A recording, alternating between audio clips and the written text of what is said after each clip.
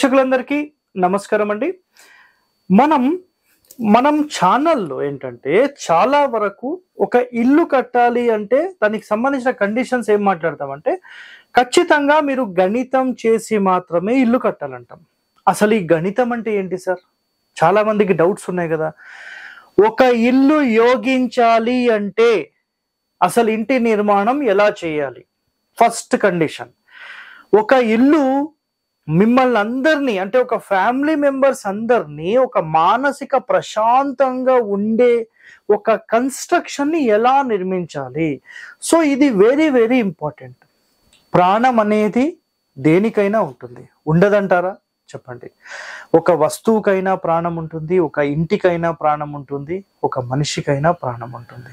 ఏ రోజైతే ఆ ప్రాణం ఉండదో ఆ మరుక్షణమే ఆ ఇల్లు వ్యర్థమైపోతుంది. ఒక మనిషి శరీరంలో ప్రాణం లేదు అంటే ఒక 24 hours కూడా ఆ మనిషిని ఇంట్లో ఉండనివ్వరు. తీసుకొని పోతారు, పాతి పెట్టడమా తగలబెట్టడమా చేసేస్తారు. సో అలాంటి ప్రాణం, అలాంటి ఒక సోల్ ఎనర్జీ అసలు ఎలా ఉండాలి? ఏ కొలత ప్రమాణాల ప్రకారం ఉండాలి? ఎలాంటి కొలత ప్రమాణాల ప్రకారం ఒక ఇంటి నిర్మాణం చేస్తే ఆ ఇంటి లోపల ఉండే సోల్ ఎనర్జీ యొక్క శక్తి అలా ఉంటుంది. సో అలాంటి ఒక శక్తిని నిర్మించాలంటే ఎలాంటి కొలత ప్రమాణాలు మనకు కావాలి? హస్త ప్రమాణం, తాళం ప్రమాణం, వితస్తి ప్రమాణం, అంగుళ ప్రమాణం, ఇలా చాలా క్యాలిక్యులేషన్స్ అనేవి ఉంటాయి.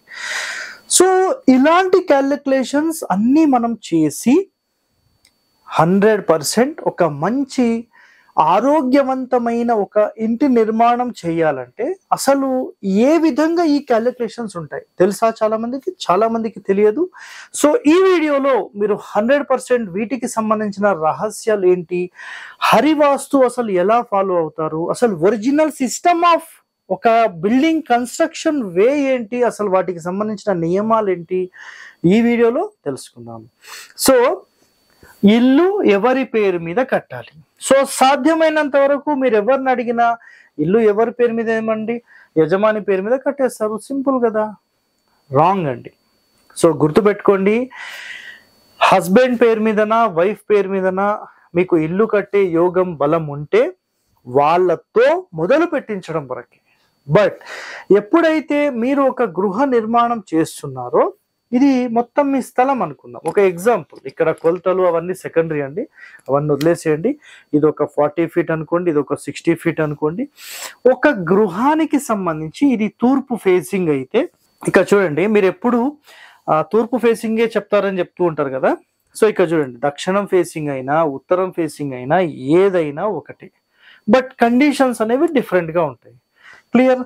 ఇప్పుడు ఒక గృహ నిర్మాణం ఇట్లా చేస్తున్నాం మనం, ఎనీ ఫేసింగ్, అందుకని క్లియర్గా చెప్తున్నాను, ఎనీ ఫేసింగ్. సో అసలు ఈ గృహానికి సంబంధించి ఈ క్యాలిక్యులేషన్, ఇక్కడ చూడండి క్యాలిక్యులేషన్ అని రాస్తున్నాను, క్యాలిక్యులేషన్. అసలు ఈ క్యాలిక్యులేషన్ ఎందుకు చేయాలి? మొట్టమొదటి ప్రశ్న చాలా మందికి రావచ్చు. సో నేను ఈ వీడియోలో మీకు క్లారిటీగా చెప్పేస్తాను. ఈ క్యాలిక్యులేషన్ అంటే ఏంటంటే, ఒక మ్యారేజ్ చేసే బిఫోర్ అమ్మాయికి సంబంధించిన జాతకము, అబ్బాయికి సంబంధించిన జాతకము మ్యాచ్ చేస్తారు. మ్యాచ్ చేసి అసలు వీళ్ళిద్దరి నక్షత్రాలు ఎలా ఉన్నాయి, దాని తర్వాత వర్గు ఏది ఉంది, దాని తర్వాత వీళ్ళ జాతకాలు ఎలా ఉన్నాయి, వీళ్ళ రాసులు ఎలా ఉన్నాయి, వీళ్ళ భవిష్యత్ ఎలా ఉంది, ఇవన్నీ క్యాలిక్యులేషన్ చేస్తారు. ఎస్ ఆర్ నో, అర్థం చేసుకోండి మీరందరూ. సో ఇలాంటి క్యాలిక్యులేషన్స్ ఎప్పుడైతే మనము కేవలం ఒక పెళ్లి చేసుకునే క్రమంలో మనం ఏదైతే చేస్తున్నామో, ఎందుకు చేస్తున్నామని మాట్లాడితే వాళ్ళిద్దరూ బాగుండడానికి అని మాట్లాడతారు. ఎవరైనా సరే అందులో గుణాలన్నీ కలవాలి. ప్రేమగా ఉంటారా, పని చేస్తారా, ఎక్కువగా శక్తివంతులా, వాళ్ళకి ఏమైనా ఆరోగ్య సమస్యలు, ఇలా అన్ని క్యాలిక్యులేషన్స్ ఉంటాయి కదా. అలాగే ఒక ఇల్లు నిర్మించాలంటే ధనమని, రుణమని, యోని అని, ఆయమని, నక్షత్రం అని, దాని తర్వాత దీంట్లోపల ఇంకా మనం చెక్ చేసే విధానాలు చాలా ఉంటాయి.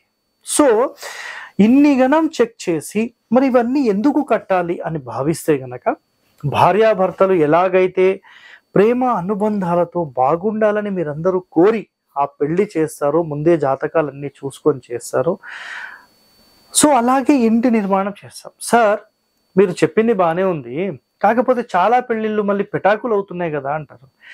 సార్ నేను ఒకటి చెప్తాను, 100% మీరు చెప్పిన మాట కూడా వాస్తవమే, నేను కాదని చెప్పాను. కానీ కేవలము ఈ గణాల ప్రకారం చూసి 36కి 24 వచ్చాయి పెళ్లి చేసిండంటే కాదండి. మొత్తం జాతకంలో డెప్త్ ఎలా చూడాలనేది చాలా మంది సిద్ధాంతులకు తెలిసిన ఈ కలికాలం కాబట్టి అది చెప్పలేకపోతున్నారు.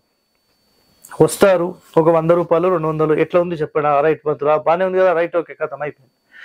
ఒక్క గుణాలు గణాలు చూడడం మాత్రం కాదు, వీళ్ళిద్దరి జాతకాలు భవిష్యత్తు ఎలా ఉంటుంది అనేది చాలా ఇంపార్టెంట్. అవన్నీ చూసే వాళ్ళు చాలా అరుదండి. మీ పంతులు గారిని కూర్చొని మీరు దగ్గరుండి ఈ పని చేపియండి, 100% అది మీకు సక్సెస్ అవుతుంది. It's clear cut word. Okay, ఇక్కడ గుర్తుపెట్టుకోండి.